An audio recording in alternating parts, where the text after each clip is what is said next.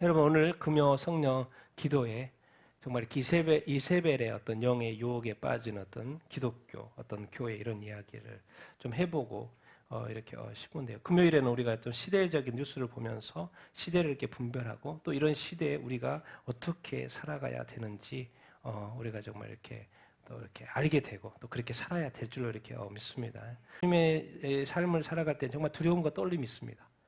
이 시간들이 얼마나 빨리 가는지 그리고 얼마나 정확하게 성경의 예언대로 가고 이렇게 있는지 정말 지금까지 2000년 동안 살았던 사람들은 자기가 이렇게 성경의 말씀대로 예언들이 이루어질 줄 알았지 실제로 이루어지지 않는 삶을 살았는데 지금 이 시대에는 성경의 예언들이 실제로 이루어지고 있는 것을 우리 두 눈으로 똑똑히 보고 있는 시대. 그러니까 옛날에 사람들은 믿음으로 살았던 시대고 정말 믿음으로. 근데 이 시대는 뭡니까? 눈으로 보이는 시대. 그런데 교회가 이제 복음화 되다 보니까 이제 교회도 점점 더 이렇게 유혹에 빠져가고 있는 이 시대. 여러분 우리가 지금 바삐 살지만요. 우리가 이 정말 너무 잘 표현을 하고 있어요. 이 디지털 아이디 시대. 너무 이번에 잘 정리를 이렇게 하셨어요. 예, 브레드 TV에 나와 있는 걸 제가 그래서 글을 좀 계속 캡처를 한 것을 쭉쭉 보게 이렇게 될 텐데요. 여러분 우리가 지금 모르는 사이에 우리는 밥 먹고 열심히 일하고 살아가고 우리의 삶을 살아가고 있는 이 시대에 말씀에 국가, 금융, 커뮤니케이션, 교통, 기술, 국제, 개발 기후가 다 지금 모두 디지털화되고 있다는 거예요. 그리고 다 디지털 아이디를 뭐 하고 있다는 거예요? 받아들이고 있다는 거예요. 우리는 모르죠. 어떻게 돌아갈지 몰라요. 왜? 그 사람들이 하는 거니까. 자, 디지털 아이디 등록에 대한 논의가 지금 활발히 이루어지고 있고 전 세계인이 모두가 다 디지털 아이디를 갖게 하려고 한다라는 이야기, 인터뷰 기사입니다. 그냥 그들이 하는 이야기를 이 사람이 따온 거예요. 영상도 있고 그런데 영상까지는 우리가 보진 않고 그러니까 지금 세계은행 우리가 알죠? 세계은행에서 이런 기사가 나와요. 지금 전 세계 인구가 80억 인구잖아요. 전 세계 80억 인구예요. 근데 몇 억이 70억 인구가 이미 숫자를 뭐 했다? 부여받았다는 거. 이 말이 무슨 말입니까, 지금? 이게 앞으로 디지털 아이디를 사람들한테 배분할 텐데 이미 세계은행에서는 은행이라는 거 뭐예요? 돈 거래할 거 아니에요. 그럼 거래하려고 하면 디지털 화폐고 디지털 아이디가 있어야 될 거예요. 각 개인에게 부여된 디지털 아이디를. 근데 이미 세계은행에서는 각 이 80억 중에서 대부분의 인구, 10억 같은 경우는 막 시골이고 부족이고 막 산속이고 막 안 되는 분들 있어요. 또 이렇게 막 출신 신분이 등록 안 됐던 사람들 이렇게 있고 너무나 그런 사람까지 이제 만들어 가겠죠. 그런데 정상적으로 다 사회생활 하고 있는 사람들 80억 중에서 70억에게는 이미 디지털 아이디가 부여되어 있다. 아니, 우리가 받은 적이 없죠. 뭔 말이에요? 이미 계획을 가지고 있다는 거죠.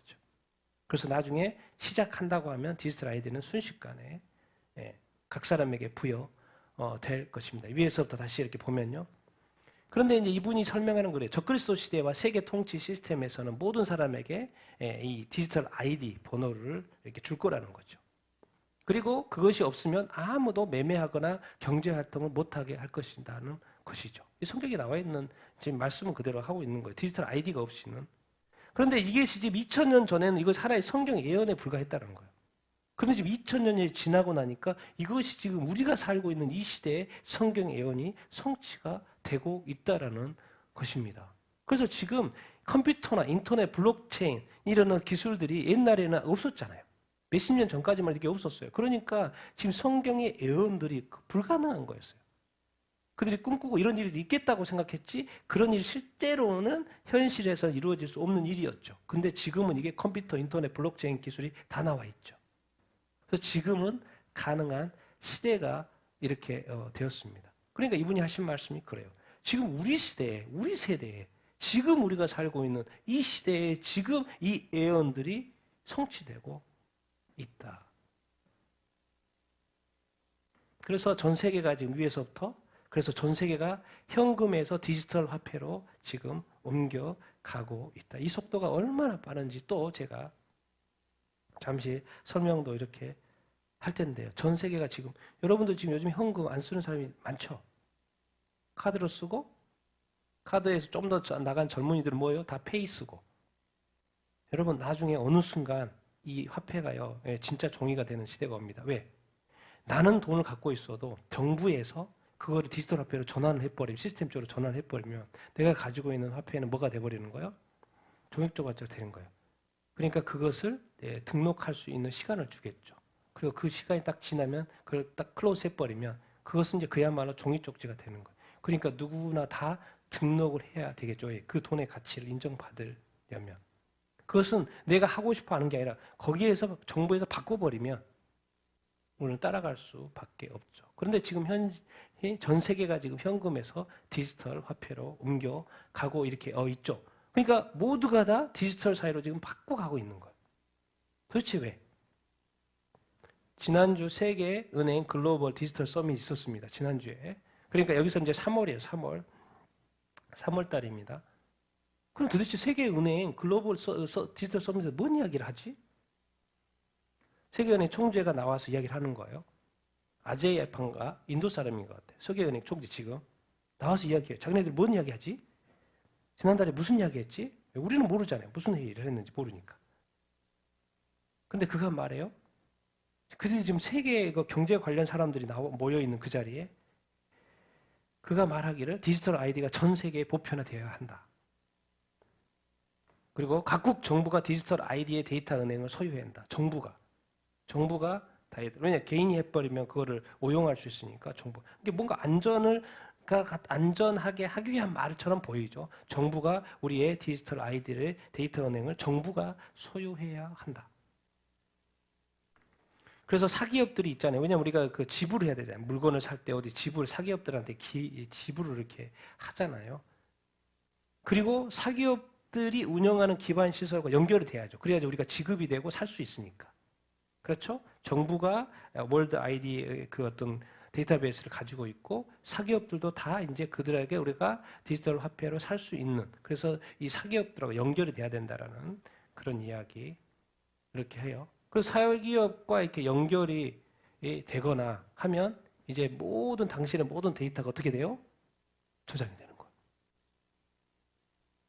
정부가 보관하긴 하는데 정부는 지금 나의 모든 것을 뭐 하고 있는 거예요?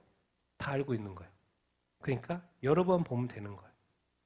왜? 자기네들이 나의 모든 것이 디지털화되어 있기 때문에 나의 모든 정보를 재산부터 무슨 카드, 정보, 나의 모든 정보 다 가지고 있는 거죠.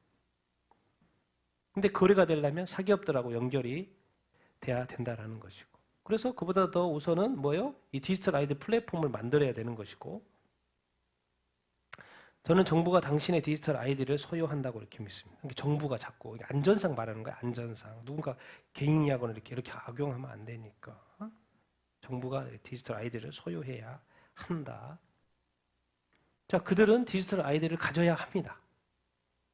계속하는, 이제 전 세계에 통용되려면 기반 시설을 마련하고 디지털 아이디를 가져야 합니다. 뭔 말이에요? 전 세계적인 어떤 통용을 계획을 하고 있다는 거죠. 근데 거기에 하나의 수단이 디지털 아이디라는 것이죠. 이건 세계은행 총재가 하는 이야기이기 때문에 앞으로 되는 이야기예요. 전 세계가 그렇게 될 거라는 거예요. 그런데 이제 인도에 디지털 아이디 설계자가 있어요. 마지막으로 이제 이야기하는데 인도의 디지털 아이디 설계자가 이렇게 있는데 이 사람이 하는 말입니다. 그 영상으로 나옵니다. 이것도 앞에도 영상이고 앞으로 이것도 영상으로 나오는데 제가 캡처만 이렇게 했습니다. 앞으로 모든 사람이 디지털 아이디를 가져야 하고 모든 사람이 뭘 가져야 돼요? 계좌번호는 뭐예요? 그 디지털 화폐를 넣어둔 계좌가. 근데 여기서 핵심은 이런 말이에요. 이분이 다 뭘 가져야 돼요? 지금 여러분들이 왜 우리가 스마트폰을 가지고 있는지 아세요? 이것 때문에 그래요. 우리가 왜 스마트폰이 이렇게 막 보급이 되고 있을까요? 이유가 있어요. 디지털 아이디, 디지털 화폐 시대가 되려면 뭐가 있어야 돼요? 왜? 이거 스마트폰이 뭐가 되기 때문에 거래. 그래서 이 스마트폰이 나중에 이제 어디로 들어오는 거예요? 몸 안으로 들어오고 막 그러는 거예요. 편리하게. 이 세 개가 있으면, 자, 디지털 아이디, 계좌번호에는 디지털 화폐가 들어있는 우리의 계좌, 그리고 스마트폰. 스마트폰이 왜 있어야 될까요? 스마트폰이 켜져 있으면, 요즘에 위성 인터넷 시대입니다. 뭐 할 수 있어요? 추적할 수 있어요. 여러분이 어디에 있는지. 이것만 있으면 완전한 통제 사회가 됩니다. 그러니까 내 위치를 알지 않으려면 뭐를 끄면 돼요? 스마트폰을 끄면 되겠죠.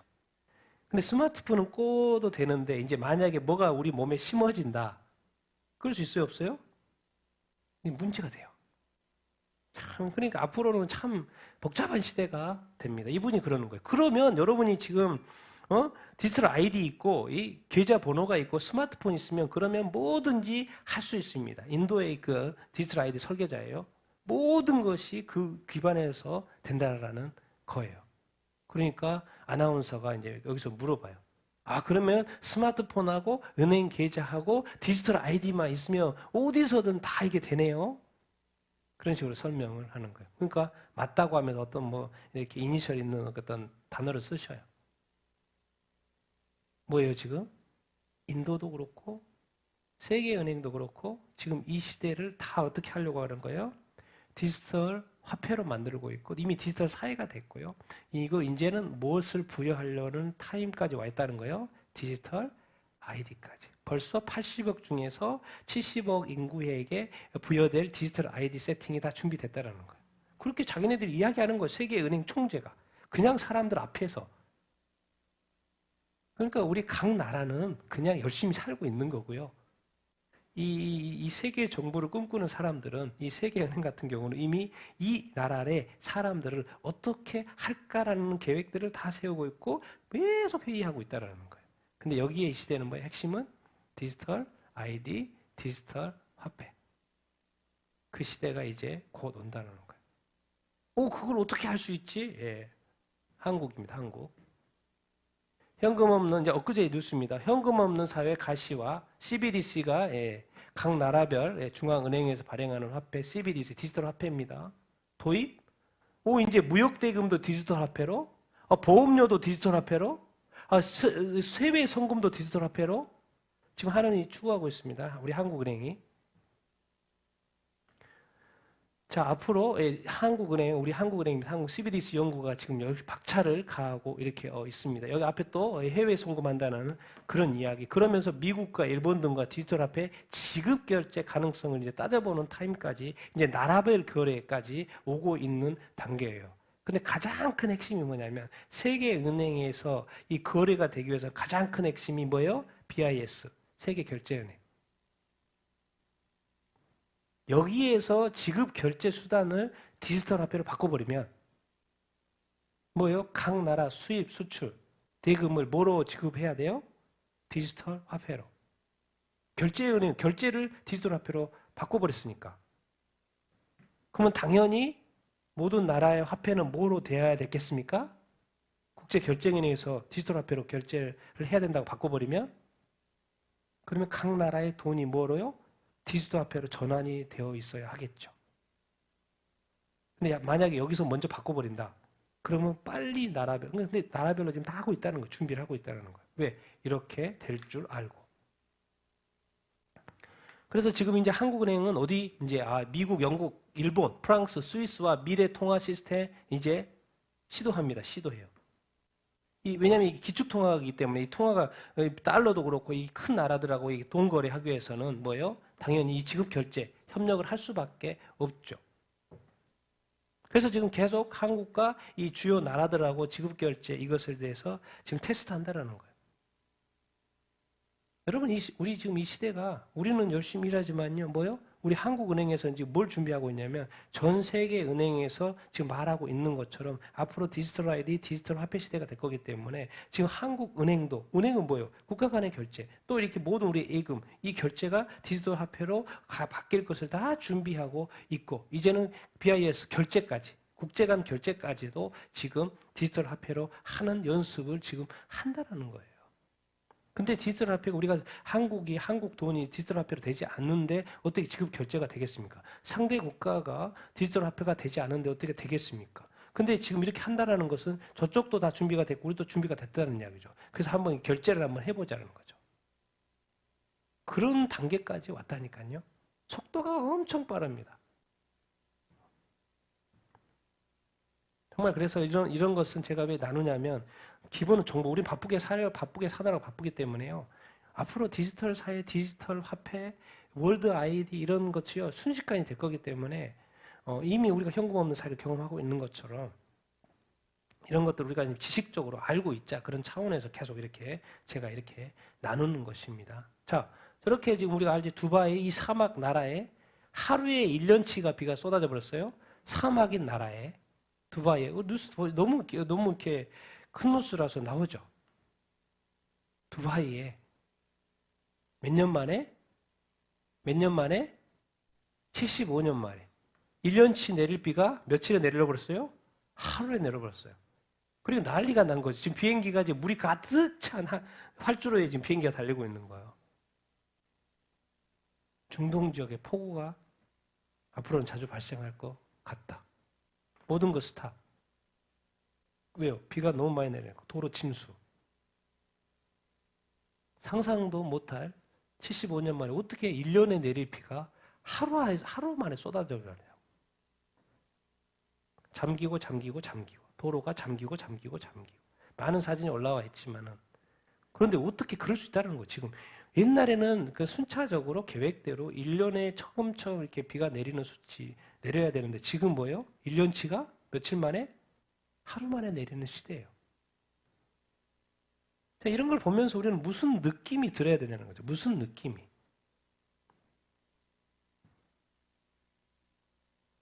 또 저기 난리 났네. 끝? 저기 또 난리 났네. 끝? 인도네시아 또 화산 터졌네. 일본 또 최근에 엊그제 또 이렇게 6.6 지진이 또 났네. 그래서 일본이 지금 두려워하는 게 뭔지 아십니까? 정말 지진이 9점 몇 대로가 또 날 거라고 지금 염려하고 있어요. 그리고 또 반드시 난다고 막 뉴스가 나와요. 왜? 지금 너무나도 자주 일본이 강한 지진이 지금 계속 발생하고 있어서. 피해는 없지만. 근데 엄청난 지진이 올 거라고 지금 일본 사람 다 예상하고 뉴스가 계속 나와요. 여기에서는 이 난리, 저기에서는 저 난리. 아직도 못 깨닫겠습니까? 어떻게 1년치가 하루아침에? 도대체 무엇을 말씀하고 계시는 거지? 자, 동남아시아 인신매매. 연수익이 얼마나, 인터폴에서, 국제경찰 인터폴에 연수익이 얼마요? 3조 원이 아니고 얼마요? 3조 달러입니다. 그럼 도대체 3조 달러가 얼마지? 3조 달러가 얼마지? 동남아시아 인신매매 범죄 폭발적으로 증가하는데 범죄 수익이 3조 달러. 얼마라고요? 4천조 원이요. 4천조 원. 여러분 이 정도 되면은 범죄 할만하잖아요. 그리고 또 놀 수 있어요? 놀 수 없어요. 이게 다 돈이잖아요. 돈. 일부 국제 범죄단체 연간 수익이 500달러 얼마요? 범죄단체가 얼마를 벌어들여요? 1년에? 그럼 범죄 안 하고 싶어요? 할 수밖에 없죠. 자기네들 수익이 이렇게 몇 조 단위로 수십 조 단위로 들어오는데 범죄단체가 하고 또 하죠. 그것이 이런 불법 자금들이 국제금융 시스템을 통해서 이동하고 있다라는 것이고요. 다 들고 다닐 수는 없죠. 뭔가 어쨌든 시스템을 통해서 계속 이동하고 이렇게 있어요. 조직 범죄 수익의 40% 이상이 첫 번째 뭐예요? 마약. 또 뭐예요? 아이들이 자꾸 사라져. 사람들이 사라져. 그 사라지는 것이 그냥 사라지는 게 아니고 뭐예요? 범죄 단체가 어떻게 된 거예요? 잡아간 거예요. 잡아간 거. 왜? 이 어마어마한 돈을 벌기 위해서 얼마나 많은 인신매매가 지금 이어지고 있는지, 특별히 동남아시아에서. 그리고 뭐요? 무기, 작물 거래. 우리가 맨날 영화에서 보는 거. 맨날 무기 거래 하잖아요. 나쁜 놈들. 이렇게 범죄단체들 무기 거래 하잖아요. 근데 여기서 이런 항상 어떤 기사를 보거나 이렇게 할 때 그 항상 어떤 그 포인트들을 놓치면 안 됩니다. 왜 이렇게 막 되지? 뭐라는 표현 있어요? 온라인 뭐요? 아니 이게 온라인으로 확인도 안 해. 그러니까는 광고를 올리는 거예요. 무슨 올려요? 우리 이번에 알바 있으니까 여기 오라고 돈 많이 줄 테니까 오라고 숙소도 제공한다고 딱 올려요. 그러니까 한국 사람도 보고 필리핀 사람도 보고 그 인근 나라 사람도 보는 거예요. 그리고 거기 갔어요. 근데 가자마자 뭐예요? 잡히죠. 인신매매 되는 거예요. 갇혀서 보이스피싱에 이용되든지 아니면 또 성매매를 하든지 아니면 어떤 만약에 다 실명으로만 인터넷상에서 거래가 이런 것들이 된다고 생각해 보세요. 바로 잡히죠. 근데 이것이 많은 범죄를 뭐 한다는 거예요? 양상하고 있다라는 것을 우리가 기억해야 합니다. 범죄가 지금 너무나도 사실 많죠. 자, 이제 진짜 끝나갑니다. 세상이 끝나가요. 자, 유럽은 이미 동성 결혼이 합법화가 된 지도 오래됐고, 이제 동성 결혼이 합법화가 되니까 이제 독일은 이제 뭘 해요? 뭘 금지? 낙태를 금지. 이것은 지금 이제 처벌받는 거예요. 근데 뭐 한다? 삭제한다. 자, 폴란드요. 가장 엄격한 폴란드입니다. 유럽에서 가장 엄격한 폴란드. 뭘 합법화한다? 합법화한다. 이제 동성애 결혼 합법화가 이제 오래되다 보니까 그거는 이제 전 유럽에 다 퍼져 있고, 이제는 뭐까지? 오케이? 낙태까지 12주입니다. 12주. 12주는 낙태 금지예요, 지금은. 근데 이것을 또 이제 삭제하겠다는 거예요. 종교개혁 국가입니다. 독일. 유럽은 다 그렇죠. 영향을 받았으니까. 근데 이제 어디까지? 낙태까지. 자, 잘 생각해 보세요. 동성애로 결혼하면 아기를 낳을 수 없죠? 자, 아기가 임신했는데 낙태예요? 그러면 상식적으로, 결론적으로 뭐요? 애가 태어날 애들이 많아요, 적어요? 자동으로 줄죠. 그러니까 우리가 저출산을 하고 있는 거죠, 지금. 근데 또 저출산의 문제? 우리나라도 똑같은 입장이죠, 지금. 그래서 제가 이런 거 볼 때 이 모든 것이 끝나가는구나. 하나님이 하지 말라는 것만 하고 있는 이유로 보십시오. 기독교가 쇠퇴해 가고 그 번영했던 그 축복했던 그 유럽 국가들이 이제는 동성결혼으로 넘어가고 이제는 뭐요? 이제 낙태까지 해서 완전히 유럽을 뭐로 만드는 거예요? 쑥대밭으로 만드는 거죠. 그러니까 지금 뭐를 보여주고 있냐면 유럽의 완전 타락을 지금 보여주고 있는 거예요. 완전 타락. 국가가 법을 만들어가지고 자기 국민들로 하여금 완전 타락할 수 있도록. 그 말이 뭔 말입니까? 그렇게 되면 하나님이 심판하시겠죠. 국가가 지금 하나님이 심판을 빨리 하도록 지금 제도를 만들어가고 있어요. 근데 놀랍게도 국민들은 그것을 자유라고 착각을 하는 거예요. 여러분 지금 400년 된 유산, 지금 덴마크 코펜하겐에 400년 된 유산 증권골에서 너무나도 유명한 건물인 상징적인 코펜하겐 상징적인 건물인가 봐요. 그래서 막 사람들이 인터뷰 보니까 막 눈물 흘리고 왜 너무나도 이렇게 오랫동안 그 영향력 있는 장소였기 때문에. 그래서 왜 이렇게 슬퍼하지? 또 이렇게 저는 이제 찾아보는 거 좋아하니까 이거 덴마크 기독교인 얼마나 되지? 완전 기독교 사회예요. 완전 기독교. 유럽이니까 당연히. 덴마크 코펜하겐 루터 복음교가 국교예요. 몇 프로요? 완전 기독교 사회입니다. 완전 기독교 사회가 동성애면 동성애고 또 뭐죠? 낙태면 낙태 이런 문화 속에 살고 있죠. 완전 기독교인이에요. 완전 기독교 사회예요. 그런데 구체적으로 그 사람들의 의식 속에 들어가 봤더니 어떻게 돼요? 어떤 사람이 저 책이에요, 책. 덴마크 사람들에 대한 책에 대한 그 내용이에요.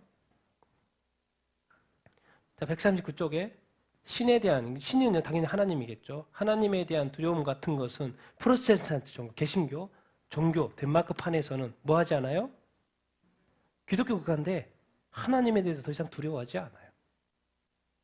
기독교도의 비율이 어떻게 해요? 가장 높은 나라가 어디예요? 덴마크예요. 심지어 교회 세금까지 내는 나라예요. 완전히 기독교 국가, 완전히 개신교 국가. 더 이상 이렇게 뭐 복음화가 필요 없는 나라. 그런 게인데 설문조사 덴마크인 28%만 뭘 믿어요? 4, 5세계. 자, 우리가 천국 지옥 때문에 저희가 예수 믿고 그런 거잖아요. 그런데 이 기독교 국가에서 몇 프로만 16%만 뭘 믿어요? 천국 믿어요. 그러니까 기독교가 80%인데 구체적으로 들어가 봤더니 천국을 믿는 사람이 몇 프로밖에 안 돼요? 16%. 그러면 16%만 천국에 가겠죠. 나머지는 다 지옥 가겠죠. 통계가 보여주잖아요. 이것이 그냥 우리가 참고할 내용이지만은 놀랍지 않습니까? 그러니까 겉으로의 기독교하고 안에 들어가 봤을 때는 차이가 엄청 난다라는 거예요. 그걸 보여주고 있어요. 80%가 기독교인데 개신교. 우리 루터교가 또 익숙하진 않죠. 우리 다 장로교가 많으니까. 근데 거기는 루터교. 근데 16%만이 28%만이 사회. 조사해 보니까 교육 수준이 높고 잘 사는 나라일수록 절대신을 뭐 해야죠? 믿지를 않는 거예요.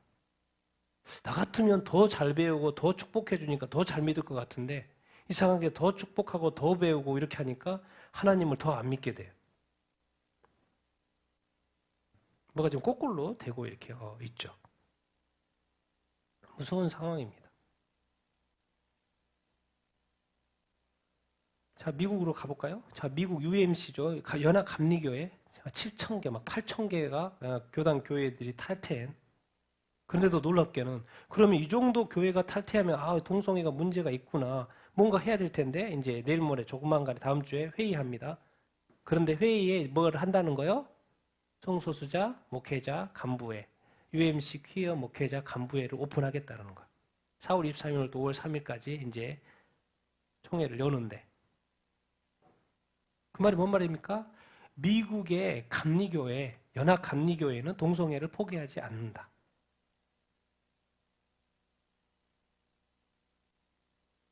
게임 끝입니다, 이제. 게임 끝났어요. 하나님이 미국 연합감리교회를 볼 때 연합감리교 소속의 사람들이 교회에 와서 예배를 드려요. 그럼 그 예배를 어떻게 해야 될까? 하나님 받으실까? 안 받으실까? 그래서 이미 벌써 이것은 예배가 안 받으실 것 같아서 탈퇴한 교회들이 8,000개나 돼요. 7,000개, 8,000개나 돼요. 그래서 나와서 새로 만들었어요. 그러면 이 정도 되면 뭔가 이렇게 반성도 할 수 있고 성경적으로 돌아갈 수도 있는데 그렇게 하지 않겠다라는 거예요. 우리가 LBGT가 성소수자가 싫어서 그런 게 아니잖아요. 성경의 기초에서 교회이니까 교단이니까 어떻게 해야 되는 선택은 분명한 거잖아요. 우리가 사람을 미워하고 안 미워하고 떠나서 교회 지도자들의 판단을 우리가 구하는 거 아닙니까? 참 뭔가 이런 기사들이 뭘 가르쳐 주냐면요. 미국에는 기독교인 것 같은데 또 진보 기독교인들이 있구나. 진보 기독교인들. 진보 성향의 기독교인들. 보통 이제 민주당은 미국 공화당은 보수라 그러고 민주당은 진보라 그러죠. 또 기독교인도 교회도 목사님도 뭐요? 진보 기독교인 있다는 거예요. 보수 기독교인 있고. 근데 진보 기독교인들은 종교 민족주의 막 이런 단어를 쓰면서 비난하는 뉴 헤이븐 선언을 했다는 거예요. 이거는 정통 기독교는 이건 아니야. 진보 기독교? 나중에 이제 설명 들어보면 진보 기독교? 알고 봤더니 또 진보 기독교. 알고 봤더니 이 기준으로 보면은 지금 UMC가 미국 연합감리교회가 진보 교단인 거죠. 세상에서 칭찬받는 하나님에게는 버림받는 진보 기독교라는 게 있구나. 제가 크리스찬 포스트 딱 들어가면 너무 많은데 그 중에 뭐 때문에 그래요? 왜 이분들? 왜 이런 두 사람들이 잘 알고 저명한 예배 인도자들이에요. 근데 수년간의 불륜을 이제 고백했다라는 거예요. 근데 그 사이에 앨범 팔고 찬양하고 노래하고 앞에서 인도했고. 저희들이 이제 고백해 인제 와서 불륜 가운데 예배 드리고 뭐 하고 나서 유명한 분인 것 같아요. 기사 쭉 이렇게 읽어보면.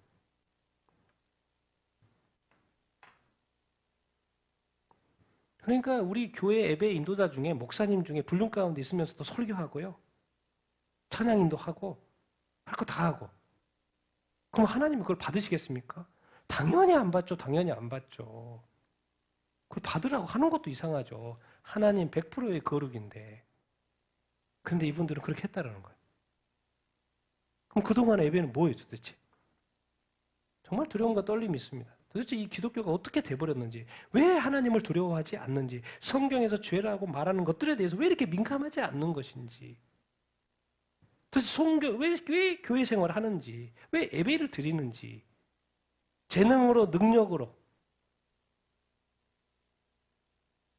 그러니까 여러분, 이제 미국 기독교가 어떻게 방향으로 가고 있는 모습 중에 한 가지라서 제가 스트롱거, 더 강하게, 맨스 컨퍼런스, 더 강한 어떤 남자들. 최근에도 엊그제도 했죠. 2025년도 4월 11일, 10일이니까. 도대체 미국의 어떤 기독교, 이 남성성, 뭘 강조하지? 스피커들입니다. 스피커들. 여기 이 교회에서 린델 이 목사님 교회에서 컨퍼런스를 주최 이렇게 하는 거고, 사람들 스피커들 그날에 스피커들 뭘 여기서 하지? 여기서 남성성을 뭘 강조하지? 막 그 컨퍼런스장에 뭐가 나타나요? 황소가 나타나고 타고, 뭐가 또 나타나요? 오토바이가 나와서 막 점프하고, 럭비 선수 뭐가 나타나요? 그래서 이번에는 뭐가 나타났을까요? 실제로 지난번에 많이 나타났는데 실제로 뭐가 나타났을까요? 실제로 탱크. 실제로 탱크. 그리고 막 그 가짜 막 기관총 두두두둑 쏘고 진짜 차 막 눌러 탱크가 막 지나가고, 와, 이 남성성, 이 강함. 미국이 어떻게 보면 이 단체겠지만 추구하는, 이 교회가 또 추구하는 미국의 그리스도인의 남성성. 그리고 여기서 찬양하고 예배하고 우와 소리치고. 근데 이번에는 누가 나왔냐면 이 사람이 나왔어요. 이 사람이 누구냐면 미국의 그 탤런트 쇼에 1등한 사람입니다. 유럽에서도 그렇고 러시아 탤런트 쇼에도 1등한 사람이에요. 이 사람이 뭐냐면 그 칼을 입에다 집어넣는 마술이 아니고 이런 어떤 퍼포먼스를 하는 분이에요. 근데 영상을 딱 보니까 이분이 이렇게 빨간 옷을 입고 딱 이렇게 오토바이인가 타고 뚝 들어와요. 그러더니 무대에 딱 들어가서 옷을 쫙 벗고, 지금 컨퍼런스장이에요. 기독교 컨퍼런스장입니다. 옷을 딱 벗고 또 이렇게 막 하고, 그 다음에 이렇게 스틱을 타고 위로 올라가고 내려오고, 내려와서는 여기에 칼이거든요. 칼을 또 이렇게 입에 넣고 하고. 이게 유명하신 분 것 같아요, 이분이. 근데 이것을 누가 이 컨퍼런스에서 첫째 날 이튿날 했으니까 누가 봤냐면 마크 드리스콜 목사님이 이걸 보신 거예요. 그래서 다음날 자기 이제 차례가 돼서 단상에 이렇게 올라왔어요. 근데 단상에 올라왔는데 바로 쫓겨났어요. 내려오라 그래가지고. 말씀도 못 전하고. 무슨 말 했는데. 이 컨퍼런스에서 이제 어떤 기사의 신문, 이건 이제 USA Today입니다. US Today에 제가 영어로 이렇게 돼 있는 걸 제가 한 기독교 컨퍼런스가 여긴 거죠. 이 컨퍼런스인 거고. 킥오프 됐다는 거. 무대에서 물러나야 됐다는 거예요. 목사님입니다. 마크 드리콜 목사님. 뭐라 그랬냐면 올라가가지고. 자, 그가 칼을 삼키는 쇼, 트랜스젠더들에 대해서 경멸적인 발언을 했다는 거죠. 지금 이게 이 예배 컨퍼런스 하나님 아버지 앞에서 하는 이 쇼가 어떤 뭐 스트릿 걸들이 클럽에서 하는 거하고 같지 않냐.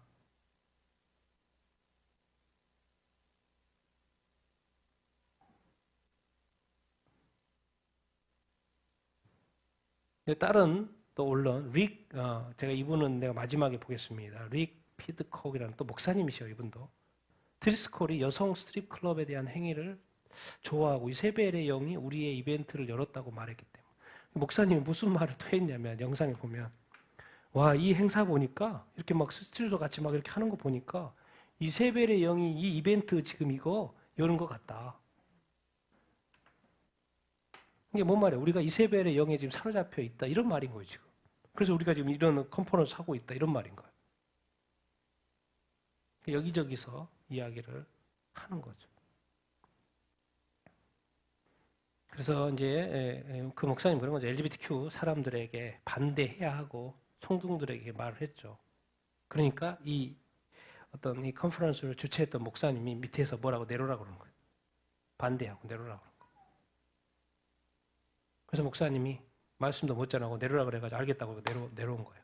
그래서 이거 가지고 이제 미국의 여기저기 언론에서도 그렇고 사람들이 계속 이 문제를 이렇게 다루더라고요.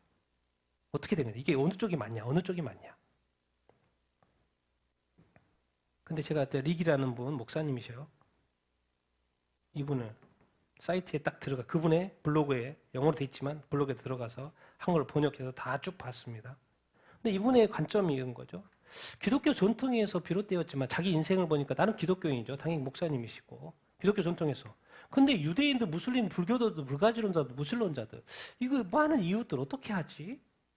지금 우리가 하고 있는 이 정통 기독교들 위계와 배제의 신학 아니야. 우리 지금 정통 기독교는 뭔가 이렇게 연합되지 않고 하나되지 않고 배제되는 신학 아니야.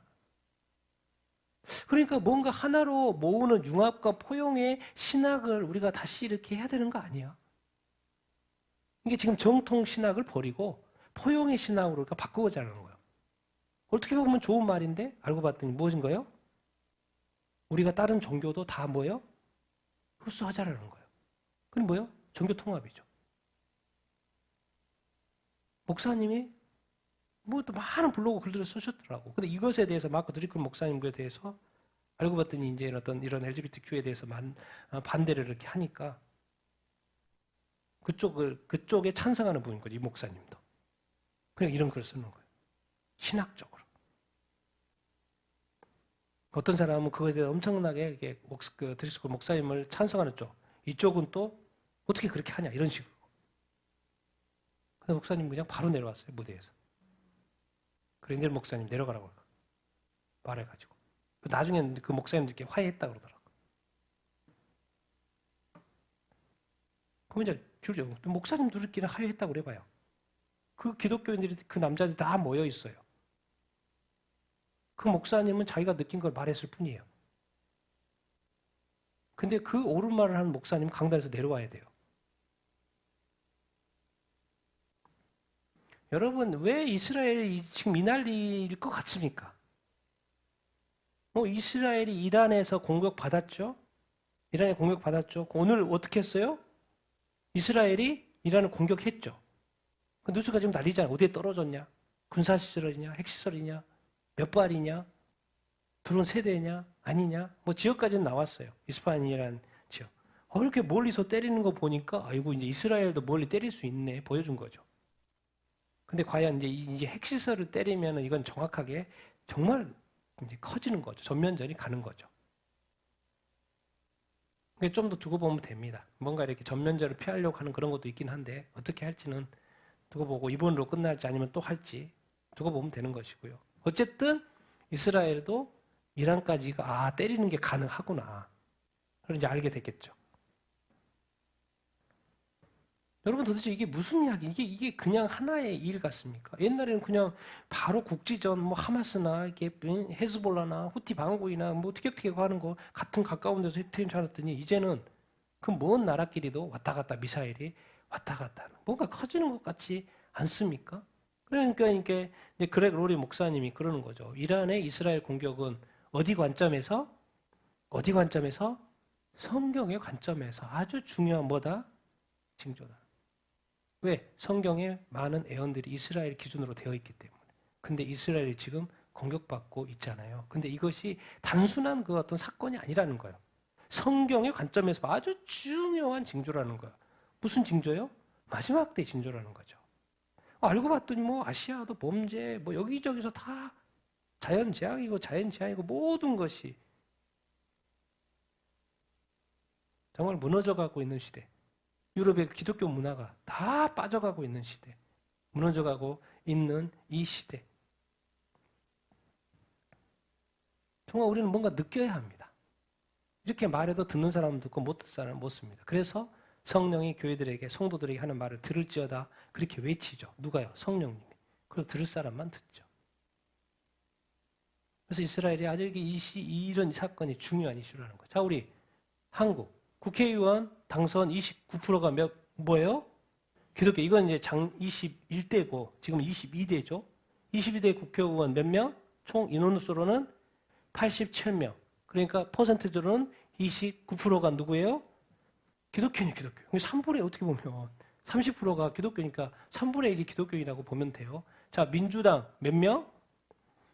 네, 국민의힘보다 훨씬 많습니다. 민주당이 몇 명? 56명. 우리 김민석 의원 뭐죠? 31.3 맞췄던 분. 김민석 특별한 것만 제가 볼게요. 우리 남인숙 제가 이 표시를 왜 놨겠습니까?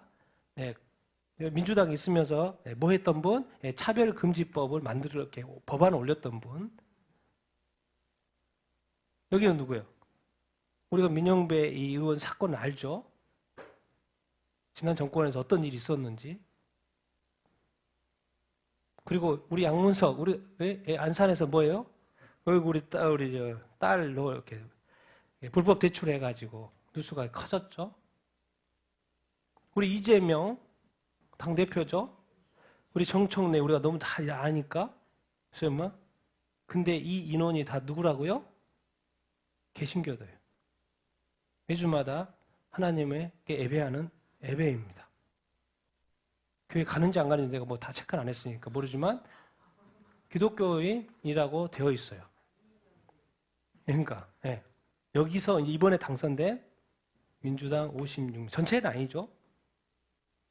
우리 이재명도 왜 그래? 이재명은 자기가 일했던 모든 많은 실질적인 업무했던 사람 중에 5명이 자살한 사람 아닙니까? 그래 아직 재판받고 있죠. 근데 종교는 뭐예요? 크리스천이라고 나와 있어요.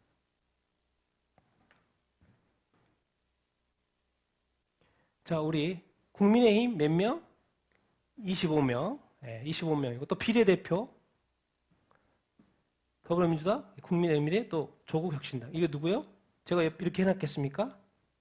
황운하.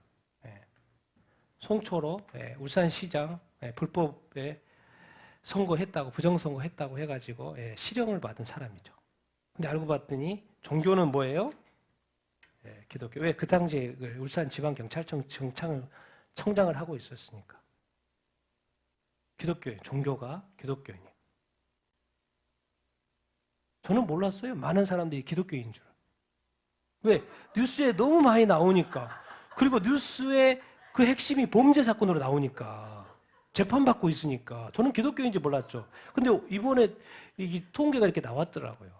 그래 알고 봤더니 뭔가 종교가? 이런 식이라고 우리 신앙의 어떤 우리 나중에 하나님 앞에 섰을 때 이슈. 아무도 그리스도인지 모르는 거예요. 그런데 종교를 해보면 뭐예요? 그리스도인 거예요. 이게 바로 현실과 우리가 믿는 거하고 다를 수 있다는 거예요. 정말 이 안타까운 뉴스. 자, 저는 이제 부정선거 이거는 이제 뭐 이제 한두 번 하겠지만 이제 많이 하겠습니까? 당일 투표, 사전 투표. 사전 투표. 국민의힘은 사전 투표에서 42개가 승리, 더불어민주당이 203개나 사전 투표. 근데 이 당일 투표에서는 거의 뭐 135, 110이니까 거의 반 조금 넘게. 이게 정상이죠. 근데 희한하게 사전 투표에서는 국민의힘이 월등히 높은 걸로 나와요. 그리고 항상 사전 투표만 하면 항상 이 사전이 나와요. 이번에도. 어디? 정확히 나와 있어요. 광진구 923동 CCTV 선관위. 사전 투표만 하면 이상하게 CCTV가 가려져. CCTV는 촬영하라고 있는데 지금은 떠들어져 있겠죠. 사전 투표만 끝나면 그게 가려져요. 왜 가려질까? 정말 여러분 이런 걸 보면 자세히 뉴스 보면 이제 총선이 딱 끝났어요. 4월 10일 같아요. 뉴스 4월 10일인가 11일인가 딱 4월 10일 날 나왔어요. 이제는 뭐 할 때? 국민 화합할 때. 근데 누구 이름으로 나왔냐면 선관위 이름으로 나왔어요. 그런데 그 주체가 누구예요? 세계 성시화 운동, 한국교회 총연합회, 한교총이죠. 그리고 여기에 뭐 또 이렇게 익숙하지 않은 한국 기독교 공공정책 협의회. 여기에서 이제는 화합할 때라는 거예요. 제 입장에서 결과는 만들어졌고 이제는 선거의 결과를 받아들이고. 그러니까 지금 이 선거 결과 가지고 막 이렇게 이슈 떠들고 있는 거는요. 정말 이렇게 답답한 거죠. 그 중에 밑에 한국 기독교 공공정책 협의회에서 이제 그 발표문을 올린 거죠. 이제 정부가 CBS, 뭐 CBS는 워낙 좌편향 돼가지고 하는 뉴스라 저는 보지 않습니다. 정부 결과 겸허히 받아들이고 국정쇄신해야 된다. 뭐 다 보는 건 아니겠지만은 근데 이제 올렸어요. 그 내용 중에 한반도 평화를 위해서 범야권의 입장을 경청해야 된다는 거예요. 그러니까 지금 정부가 하는 이 북한에 대한 것은 잘못됐다는 거예요. 그러니까 범야권이 하는 이야기를 들어야 된다는 거예요. 그 말이 뭔 말입니까? 친북하고 친중해야 된다는 거잖아요. 그 소리를 들어야 된다는 거예요. 근데 거기에 교회, 총연합회, 성시화운동, 그리고 선관위와 같이. 근데 선관위가 지금 부정선거 입장에서는 선관위가 주범이잖아요. 물론 정부기관이고 공무원이죠. 그러니까 결국 국가 간 거나 마찬가지죠. 이게 국가가 지금 뭐예요? 저게 사실이면 국민을 속이고 있는 것이죠. 왜? 선거의 결과는 그러니까 지금까지 얘기했잖아요. 지난번 총선도 그렇고 지금 총선도 그렇고 다 국민이 옳았어요. 근데 다 어디서 바꿔버린 거예요? 그럼 궁금하잖아요. 지난 대선도 그렇고 지금 대선 몇 명이나 그럼 바뀌었을까? 궁금하지 않아요? 결론적으로 나왔어요. 몇 명 바뀌었어요? 몇 명이 바뀌었다고 나왔어요? 몇 명이요? 이게 지금까지 지난 총선도 그렇고 지금 총선도 그렇고 국민이 상식적으로 했다니까요. 투표를 했어요. 이게 저는 어느 정당을 내가 이렇게 막 지지하는 건 아니니까. 그런데 작년도 그렇고, 저번에도 그렇고, 이번도 그렇고, 사실은 국민의힘이 이긴 거죠. 왜? 제 기억으로는 저번 총선 같은 경우 40명대가 바뀌었다고 그랬어요. 부정선거로. 근데 이번에는 몇 명이요? 52명. 그러니까 당연히 국민의힘이 이긴 거죠. 근데 지금 요즘 뉴스 보면 뭐예요? 이쪽 반성하고, 뭐하고, 그렇게 나오죠. 왜 이런 숫자가 나올까요? 어떻게 이렇게 정확히 나올 수 있을까요? 뭘 기준으로 하니까? 중앙선관위 지금 홈페이지에 올라와 있는 그 데이터 가지고 분석한 거예요.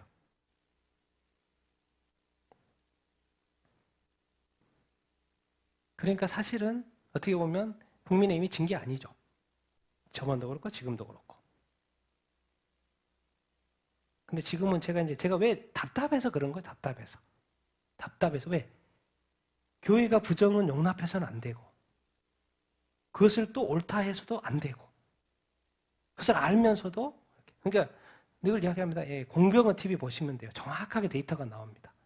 여기저기 있지만 공병호 TV에 보면 어쨌든 여기는 민경욱 대표는 전 의원은 왜 올리는 거예요?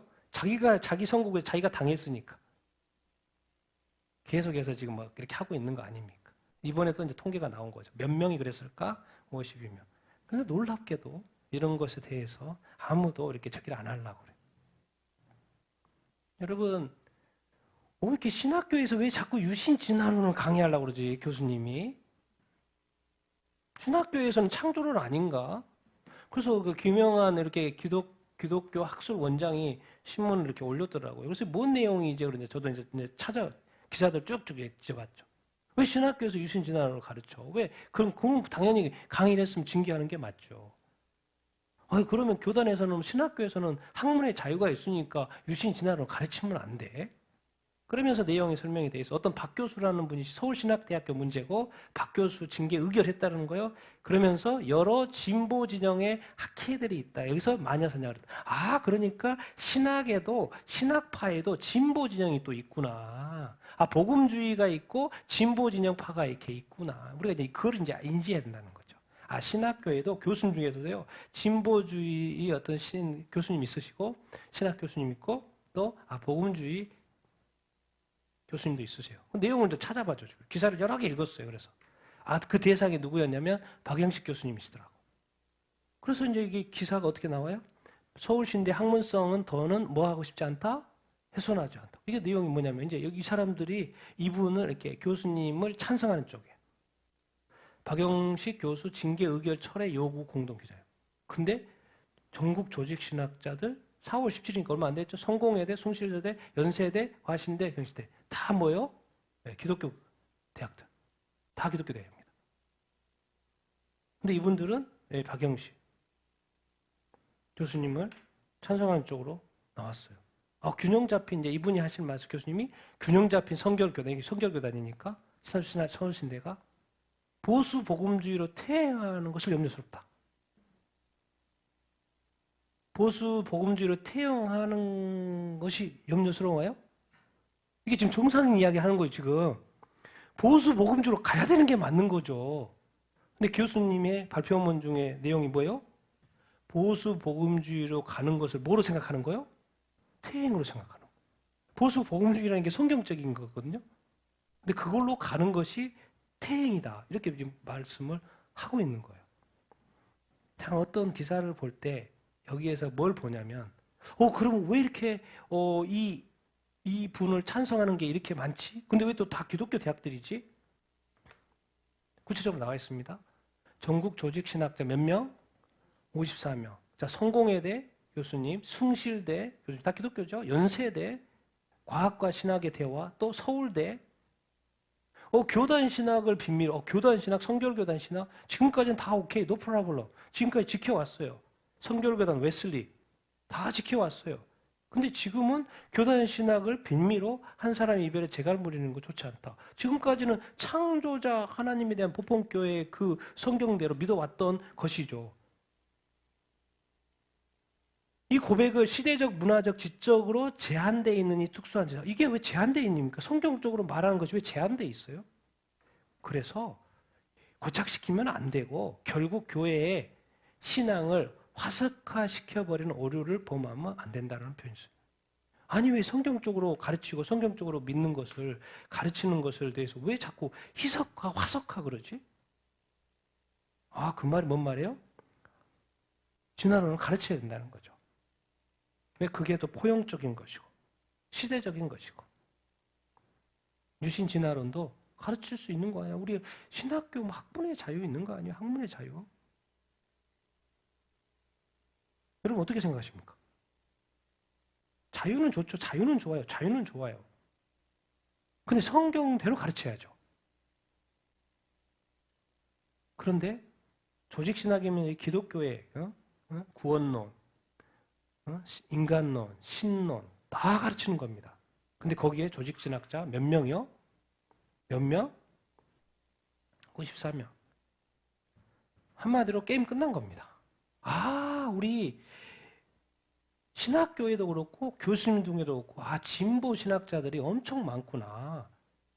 꼭 창조론만을 가르치는 것이 아니라 유신 진화론도 가르치려고 하는 것에 대해서 찬성하는 분들이 많이 있구나. 그걸 가르쳐야죠. 그러니까 우리 이제 핵심 뭐예요? 이 교수님은 뭘 주장하지라고 이제 알아볼 필요가 있는 거죠. 그러니까 지금 이제 신학교에서 신학생들이 입학해가지고 저도 신학교 나왔지만은 앱에서 배우는 그것이요. 이제는 성경이 다가 아닐 수 있다라는 거예요. 그 말이 뭔 말이에요? 마지막 타락, 하나님이 심판 내리기 전에 마지막 타락이 교회입니다. 근데 교회 목사님이 배우는 것 자체가 타락이에요. 어디에서요? 신학교에서. 그럼 뭐예요? 이제는 완전 타락인 거죠. 세상 사람들은 당연히 모르니까 이렇게 하고. 근데 오직 진리말을 가르쳐야 될 신학교가, 근데 또 그것을 가르치는 교수님이 유신신화를 가르치고 그것을 옳다고, 그래서 그걸 또 징계를 하니까 저 많은 교수님들이 또 각 대학마다 나와가지고 그럼 각 대학마다 그리스도 크리스천 대학도 교수님들이 이렇구나 그런 걸 알게 되는 거죠. 저도 몰랐어요. 왜 이렇게 많은 사람들이 와서 찬송 그 목사님 발표하고 그렇게 하면 교수님 혼자서 발표하면 되는데 이렇게 그걸 찬성하는 분들이 많구나. 그래서 제가 이제 오늘 질문 던지는 거. 우리 한국 교회와 한국 신학교의 현실입니다. 근데 요즘 뉴스 그러잖아요. 신학교가 올해도 잘 모집이 안 돼. 달성이야. 다 미달이야. 왜 그랬어요? 왜 그러겠어요? 네, 교회가 저출산이고 줄기도 하지만 영적인 관점에서 왜 그러겠어요? 하나님이 안 보내요. 하나님이 안 보내. 가서 헛된 거 배우는데 뭐. 그렇게도 생각할 수 있어요. 어차피 교회 줄기도 하지만 왜? 지금 신학교 나와서 일을 사역 안 하는 분이 얼마나 많습니까? 대부분이 안 하죠. 왜? 교회가 줄고 있으니까. 지금 이 시대가 뭐세요? 하나님만 믿던 그런 시대에서 이 다른 신, 그 배후에는 사탄이 있죠. 성경만 믿어봤던 교회가 이제는 반성경적인 것도 가르칠 수도 있고 또 나눠야 된다. 지금까지는 기도했지만 전 세계는 반기독교고 다 종교와의 싸움인 거죠. 영적 싸움입니다. 그리스도만이 구원자인데 어느 순간 이 적그리스도들이 성경에 많이 등장한다고 말하고 있죠. 적그리스도를 너무나도 많은 거예요. 그러니까 이 시대는 결국 자유민주주의하고 뭐 싸우는 거예요? 공산주의. 좀 더 좋은 말로 사회주의. 이 시대는 막 자기가 사회주의라고 막 공공연하게 말하는 사람이 많죠. 정치인도 그렇고 여기저기서 교수님도 그렇고 많은 기독교인들이 자기는 사회주의적인 관점을 가지고 있는 사람이 아주 많습니다. 마지막 적그리스도 시대는 중국과 같이 무슨 시대예요? 전체주의예요. 전체가 하나. 그래서 개인은 희생, 당을 위해서는 개인도 희생되는 그런 시대. 자유민주주의 점점 더 이쪽으로 가고 있죠. 보수와 진보의 싸움. 이스라엘과 반이스라엘, 반유대주의 싸움이고 지금까지 도덕과 윤리가 그렇게 귀하게 여겨졌는데 지금 무슨 시대예요? 다 파괴됩니다. 다 개인의 자유에 맡겨버려요. 옛날에는 법으로 가르쳐주고 이렇게 해야 된다고 길을 가야 됐는데 지금 뭐예요? 법을 가르치지 않고 네 마음대로 해. 네가 원하는 데 네가 생각하는 것이 네 성이고 옛날에는 남녀만 있었는데 지금은 젠더 그리고 많은 사회적 성들이 있어요. 성은 네가 결정해. 요건이 뭐라고 기업할까요? 네가 결정해. 네가 결정해. 그래서 오늘 결정했는데 나중에 시간이 지나고 또 바뀐 것 같아요. 또 와. 그럼 또 결정해. 뭐예요? 완전히 개인의 자유에 맡겨져 있는 시절. 이게 뭡니까? 완전히 영적 전쟁. 지금까지 2000년의 기독교 역사에 오리지널이 있었는데 그것이 완전히 파괴되고 있는 사회. 왜? 사회적으로, 유럽의 사회적으로. 근데 가장 마지막이 뭐예요? 법적이에요. 왜? 법은 하나님과의 동등이니까. 근데 지금 많은 나라에서 기독교 국가에서 법들이 반성경적인 법들이 만들어지고 있죠. 이게 끝이라는 이야기예요. 끝. 하나님의 법을 지키지 않고 인간에게 자유를 주고 타락하고 범죄하게 하는 전체적인 큰 그림에서는 이제 마지막 때가 돼서 그런 것도 이렇게 있지만 이 영적 싸움입니다. 여러분은 이 중에서 어디를 선택하실 거예요? 왜 이스라엘은 저렇게 찬성한 사람도 없고 다 팔레스타인만 찬성하지? 미국의 대학들은 왜 그렇게 다 이렇게 팔레스타인만 찬성하지? 왜 이렇게 많은 사람들이 팔레스타인은 불쌍하게 여기는데 이스라엘이 당하는 거에 대해서는 뭐 그냥 아무 말도 안 하지? 여러분 이스라엘이 없었으면 우리가 구원이 있습니까? 구원이 없어요. 유대교가 없이 어떻게 우리가 구원받습니까? 예수님 유대교로 왔는데. 그래서 자기 벌을 받는 거예요. 유대인들은. 왜? 예수님을 죽였으니까. 그래서 2000년 동안 벌을 받다가 이제 마지막 때가 돼서 이스라엘 나라가 회복된 거 아닙니까? 왜? 재림 오실 때가 어디로 돼 있어요? 예루살렘 쪽으로 오잖아요. 올리브산 감람산으로 오잖아요. 그러니까 나라가 있어야 될 거 아닙니까? 이스라엘의 회복은 사실 예수님이 재림할 때가 가까웠다는 것인데 지금 이스라엘이 또 이란이 전쟁하는 이것이 아주 큰 그림이라는 거예요. 그래서 목사님 그러잖아요. 이게 한국은 문제예요. 왜? 딴 거 없어요. 제가 자주 이야기하잖아요. 한국은 장로교가 무천년주의이기 때문에 목사님 말 안 해요. 근데 미국은 가장 큰 교단이 남침내 교단이잖아요. 남침내 교단은 뭐예요? 예, 뭐죠? 세대주의, 전천연설이에요. 그러니까 미국은 그것이 흔한 이야기예요. 그래서 랩초 맨날 휴거 이야기 하잖아요. 한국은 무천년주의이기 때문에 무슨 휴거요? 그럼 말이 안 되는 거예요. 믿지만 가르치지만 지금 이 시대에 분별을 안 하는 거죠. 왜?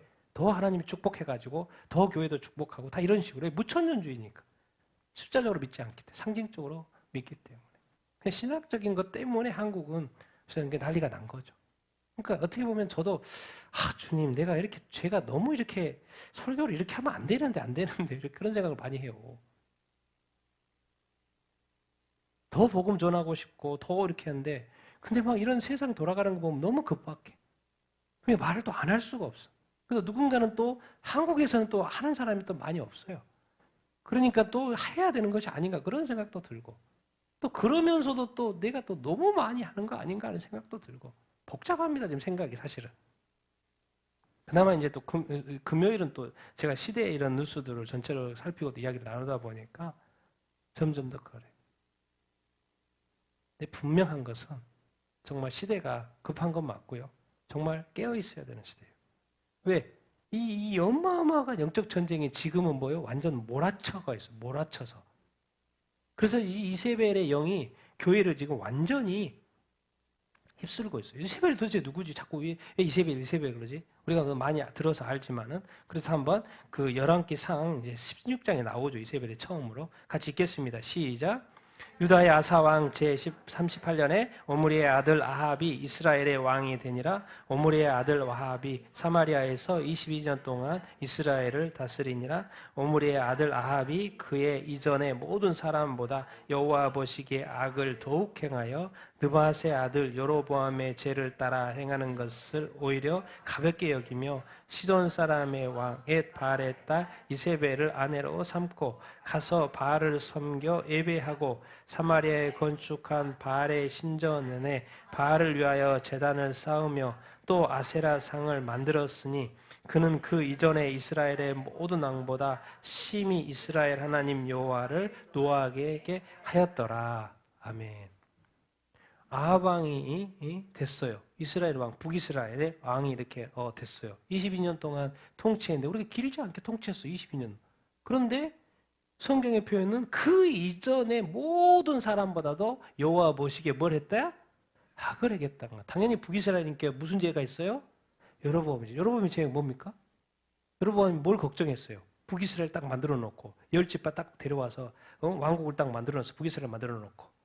와, 이거 성전이 저쪽에 예루살렘에 있는데 다 성전 가게 생겼네. 그럼 우리 무너지는 거 아니에요? 그래서 여로보암이 뭘 만든 거예요? 그 지역에다가 두 개를 성전을 만들었어요. 제사장 세우고. 아, 내려가지 마. 예루살렘 가지 마. 여기서 제사해. 여기서 제사. 그 제사를 하나님 받으십니까? 안 받으시죠. 제사장도 마음대로 세우고.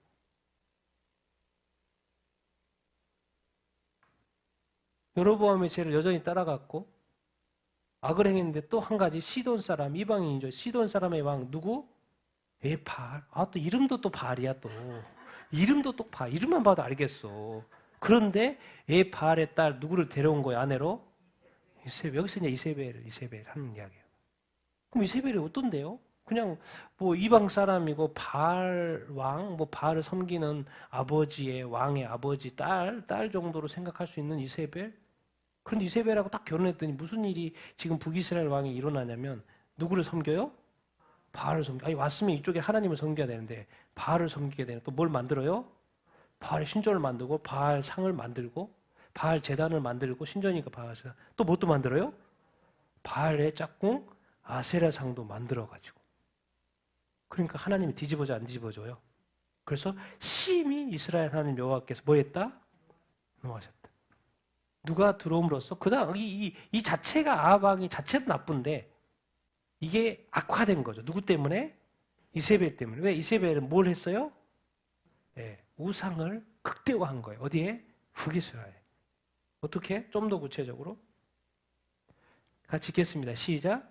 이세벨이 여호와의 선지자들을 멸할 때 오바댜가 선지자 100명을 가지고 50명씩 굴에 넣고 떡과 물을 먹였더라. 그가 선대답하되 내가 이스라엘을 괴롭게 한 것이 아니라 당신과 당신의 아버지 집이 괴롭게 하였으니 이는 여호와의 명령을 버렸고 당신이 바알들을 따랐음이라. 그런즉 사람을 보내 온 이스라엘과 이세벨의 상에서 먹는 바알의 선지자 450명과 아세라의 선지자 400명을 갈멜산으로 모아 내게로 나오게 하소서. 이세벨이 누구를 죽인 거예요? 누구를 죽여요? 멸했다는 걸 죽였다는 거예요. 여호와의 선지자. 그러니까 오바댜라는 사람이 숨겨졌다는 거예요. 100명을. 누구를 죽여요? 진짜 하나님의 선지자들을 죽여요. 그리고 이제 이세벨을 상에서 먹고 온 이스라엘과 이세벨 상에서 먹는다라는 건 뭐겠습니까? 이세벨이 바알과 아세라 상 아세라 섬기잖아요. 바알의 선지자 몇 명? 아세라 선지자 몇 명? 400명의 수하를 거느리고 있는 거예요. 지금 850명이라는 이 바알과 아세라 선지자를 거느리고 있는 거예요. 누가요? 이세벨이. 그리고 온 이스라엘로 하고 뭐 하게 하는 거예요, 지금? 행음하게 하는 거죠. 우상 숭배하게 하는 거죠. 여기에 누가 나타난 거예요? 엘리야. 그래서 어디서 전투하는 거예요, 지금? 가면서 전투가 아니라 그냥 이렇게 하늘에서 불 떨어지는 그런 테스트 하는 거잖아요, 지금. 근데 누가 이겼어요? 엘리야가 이겼죠. 아니 이게 한두 사람도 아니고 이렇게 많은 선지자들 신전도 세우고 그러니까 결국 이 이세벨이라는 왕비 이 한 사람이 북이스라엘을 뭐요? 쑥대밭으로 만들어 놓은 거죠. 완전 우상숭배의 나라로 만들었어요. 근데 이게 구약 얘기 같은데 신약의 두아디라 교회에 이세벨이 나와요. 같이 읽겠습니다. 시작. 두아디라 교회 사자에게 편지하라. 불꽃 같고 그 발에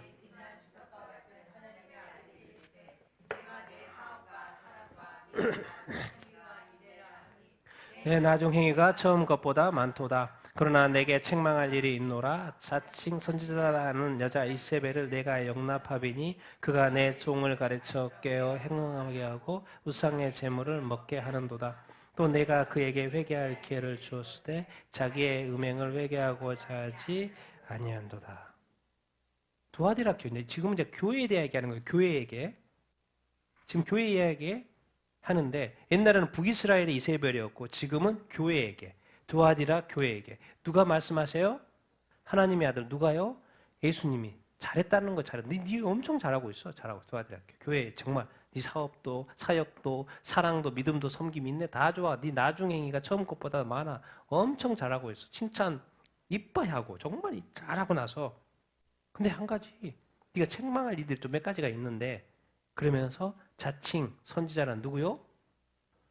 여자 누구? 이세벨을 뭐 했다는 거야? 네가 용납했다는 거야. 누구한테? 두아디라가? 교회가. 그 말이 뭔 말이에요?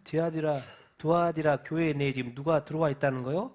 자칭 선지자, 거짓 선지자가 지금 들어와 있다라는 거예요. 그래서 내 종은 누구겠습니까? 두아디라 교회 뭐 사역자일 수도 있고 성도들일 수도 있고 내 종들을 가르쳐 깨웠다는 거예요. 뭐 하겠다는 거요? 행음하겠다는 그 북이스라엘 사람들을 하여금 바알을 섬기게 하고 아세라를 섬기게 했던 것처럼 지금 네 교회 내에 여자 이세벨을 네가 용납해가지고 그들이 그 성도들이 지금 행음하고 있다. 우상을 제물을 지금 먹고 있다. 그래서 내가 이것은 악한 거니까 이 여자 이세벨에게 내가 그에게 이 거짓 선지자에게 뭘 줬다는 거요? 회개할 기회를 줬다는 거예요. 그런데 자기의 음행을 회개하고자 하지 뭐 했다는 거요? 회개의 기회를 줬다 안 줬다? 회개를 줬어요 안 줬어요? 줬어요. 근데 회개하지 않은 건 누구 책임인가요? 이세벨의 책임인 거죠. 그러니까 지금 이 시대가 무슨 시대예요? 이 절대 진리가 사라지고 있는 시대. 그리고 완전히 뭐든지 지금 섞이는 시대, 혼합주의 시대. 그래서 교회와 세상이 지금 옛날에는 완전히 예수님이 딱 오신부터 구별되는 시대였어요. 이 교회의 시대는. 근데 지금 이 마지막 때가 돼서는 모든 것이 다 뭐예요? 모든 것이 다 혼합되고 있고 섞이고 있어요. 세상도 그렇고 옛날에는 교회와 세상이 구분되어 있었죠. 유럽에도. 그런데 지금 뭐예요? 교회가 교단이 다 법들을 세상과 같이 되는 법으로 다 만들어 가고 있어요. 그러니까 지금 교회와 세상이 더 이상 뭐 되지 않아요? 구별되지 않는 세상으로 지금 바뀌어 버린 것이죠. 그래서 지금 이 시대는 모두가 다 평가하기를 무슨 시대라는 거요? 혼합주의 시대라는 거. 더 이상 뭐가 존재하지 않아요? 절대 진리가 존재하지 않아요. 그러니까 이제 나중에 이제 앞으로 가면 갈수록 예수만 구원자를 하는 것이 아주 욕먹고 비웃고 우습게 되는 시대가 이제 지금도 그렇지만은 더 이렇게 그러게 될 거예요. 여자 이세벨이 도와드려 네 교회가 자 마지막 읽겠습니다. 시작. 볼지어다 내가 그를 침상에 던질 터이요 또 그와 더불어 간음하는 자들도 많이 그의 행위를 듣지 아니하면 그 산란에 가운데 던지고 또 내가 사망으로 그의 자녀를 죽이리니 모든 교회가 나는 사람의 뜻과 마음을 살피는 자인 줄 알지라 내가 너희 각 사람의 행위대로 갚아주리라. 두아디라 아래에 남아있어 이 교훈을 받지 아니하고 소위 사탄의 깊은 것을 알지 못하는 너희에게 말하노니 다른 짐으로 너희에게 지울 것은 없노라. 다만 너희에게 있는 것을 내가 올 때까지 굳게 잡으라. 아멘. 그러면서 이제 하시는 말씀이 내가 당연히 여자 이세벨은 이 자칭 선지자, 거짓 선지자는 당연히 침상에 던져버리겠죠. 근데 그 여자 이세벨과 더불어 뭐 하는 자가 있다는 거요? 간음하는 자가 있다는 거. 여기 지금 누구한테 이야기하는 거요? 두아디라 교회. 그러니까 두아디라 교인 중에 그 자칭 선지자와 간음하는 자가 있다는 거예요. 그쪽으로 따라가는 자가 있다라는 거예요. 근데 그 사람은 당연히 그의 행위를 뭐 해야 돼요? 회개해야 돼요. 그럼 회개하지 않으면 어디에 던져버린다고요? 큰 환란. 여기 지금 이게 7년 대환란 이쪽이니까 큰 환란이 어떤 환란인지 모르겠지만 7년 대환란에 뭐 한다는 거요? 던져버린다는 이야기도 되잖아요. 왜? 너는 지금 불합격이야, 불합격. 이 여자 이세벨을 따라가면 안 되지. 요세벨이 지금 뭐 어떻게 지금 하고 있는데. 그래서 너는 환란을 통과할 수밖에 없어. 환란에 던져버린다는 거. 왜? 지금 그것이 분명히 회개할 일인데 회개하지 않기 때문에 하나님은 어디에 던져버린다? 큰 환란 가운데 던진다. 지금 누구한테 이야기하고 있는 거예요? 교회한테 하고 있는 거예요. 어디 교회? 두아디라 교회. 교회 보고 성도들한테 말하는 거예요. 어디에 던져버린다? 뭐 하니까? 이세벨과 같이 간음하고. 그러니까 지금 우리 삶이지 어떤 삶이 늘 돌아봐야 돼요. 더 놀라운 말은 내가 사망으로 누구를 죽여버린다고요? 아니, 우리 자녀만큼 소중한 거 없어요. 하나님은 근데 아웃시킨다는 거. 죽인다는 거예요. 저주죠, 저주. 그러면서 한 가지, 뭐라고요? 모든 교회가 알아라고.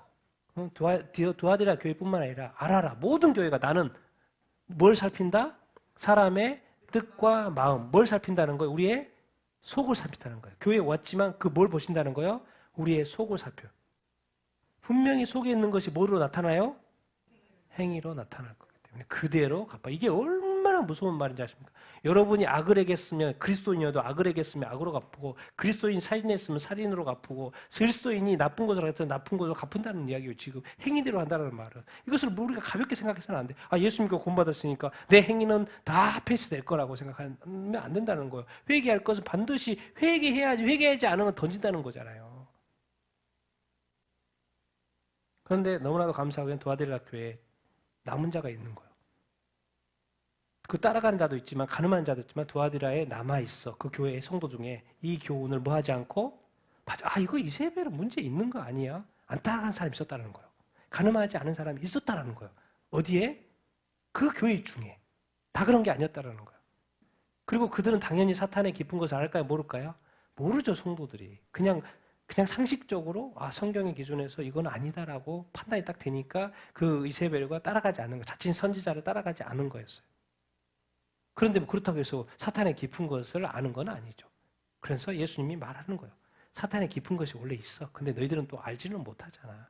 그러니까 아주 단순하게 가야 돼. 단순하게 가야 돼. 내가 뭐 다른 짐으로 너한테 줄 건 없고 또 할 말은 없고 잘하고 있어. 지금 안 따라간 것만 해도 엄청 잘한 거야. 딱 한 가지. 지금 네가 가지고 있고 지금 그 안 따라간 거, 구분했던 거, 분별이 있었던 거 있잖아. 네가 가지고 있는 예수 그리스도의 믿음, 그것이 다야. 그게 다야. 그러니까 예수님이 재림하실 때까지 내가 올 때까지 나는 예수님이니까 내가 올 때까지 뭐 해라? 굳게 잡으라. 아니 예수님이 지금까지 창조를 잡았는데 왜 자꾸 유신 진화론을 또 이렇게 우리가 믿어야 돼요? 그걸 또 왜 가르쳐야 되냐고. 이 세상에 어느 곳에서나 이 거짓 선지자들, 자칭 선지자들이 너무 많은 거예요. 심지어 어디까지? 교회도 그렇고 이제는 신학교까지. 답이 없어요 이제. 그리고 보니까 뭐 하나 딱 잘못됐더니 쑥 많이 돌려는 다 나타나는 거죠. 그동안에 아무도 몰랐는데. 그러니까 그게 여백을 보는 그 어떤 읽는 그 기술이에요. 이 교수님이 그랬었구나. 전혀 몰랐는데 나는 이 교수님한테 받았는데 그런 분이었네. 이제야 알게 되는 거죠. 이름이 나타나니까.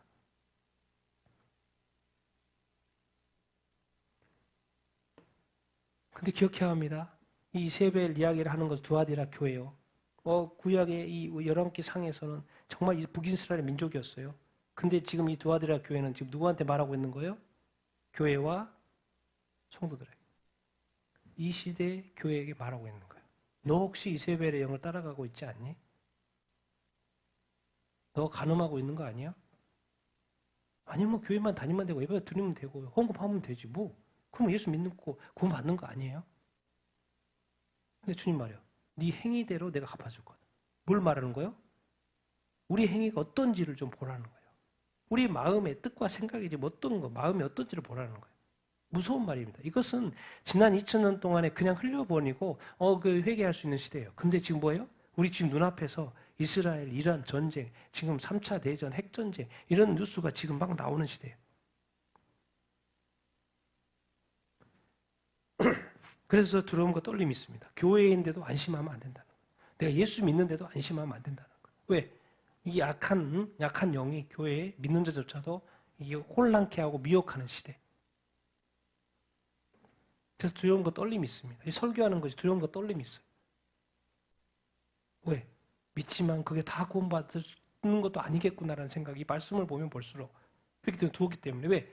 우리에게 구원받는 것이 전부 아니에요. 우리가 천국 가는 게 전부 아닙니까? 지옥 안 가야 되잖아요. 지옥 가면 안 되잖아요. 그런데 교회가 예수 믿고 나서 잘못된 생각을 가르치고 이제 성경을 넘어서 교회가, 교단이 법을, 반성경적인 법을 만들고 이제 교인들 보고 따르라는 거예요. 따라라 안 따라요? 못 따라요. 그럼 뭐예요? 어떻게 해야 되는지. 이제 어떻게 신앙생활 하냐고. 교단과 교회가 이 불법을 가지고 이제 따르라고 하는데 어떻게 할 거냐고. 여러분 어떻게 하시겠습니까? 죽어야죠. 순교해야죠. 그래 천국 갈 거 아닙니까? 그런 시대에 우리가 지금 살아가고 있는 거예요. 지금 이 많은 뉴스들이. 많은 사람들이 예수님을 버리고 있는 시대, 말씀을 버리고 있는 시대.